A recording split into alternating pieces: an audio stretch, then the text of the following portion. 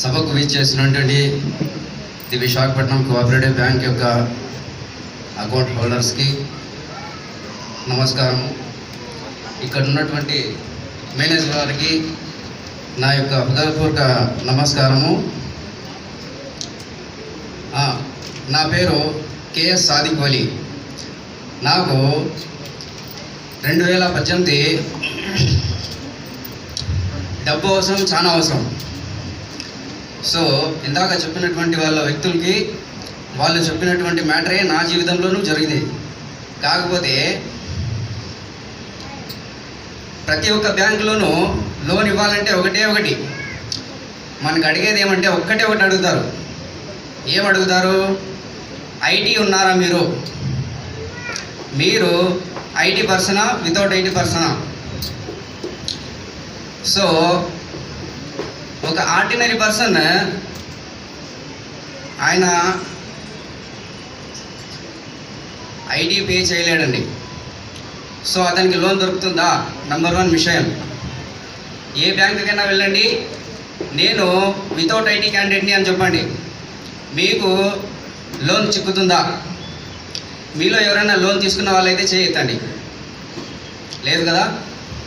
So without IT కింద 9.5 lakhs loan release చేసేటువంటి ఏకైక బ్యాంక్ ఏదైనా ఉంటే అది ది విశాఖపట్నం కోఆపరేటివ్ బ్యాంక్.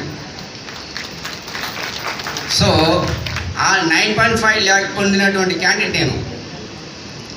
నా లైఫ్లో చాలా ముఖ్యమైన సమయం. అటువంటి సమయంలో నాకు డబ్బు అవసరం. సో ఇతర బ్యాంకులు నేను విచారించుకుంటూ వెళ్తే ఏ బ్యాంకు యాక్సెప్ట్ చేయలే.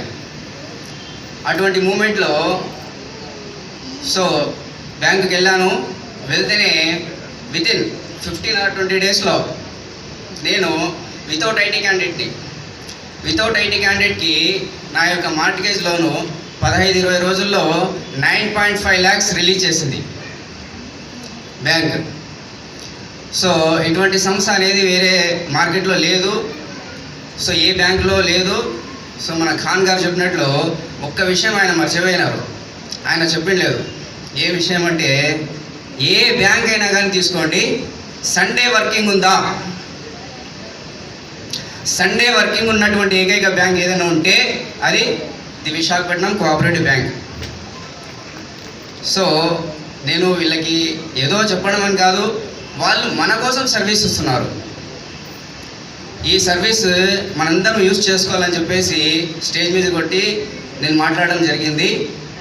So thanks all of you.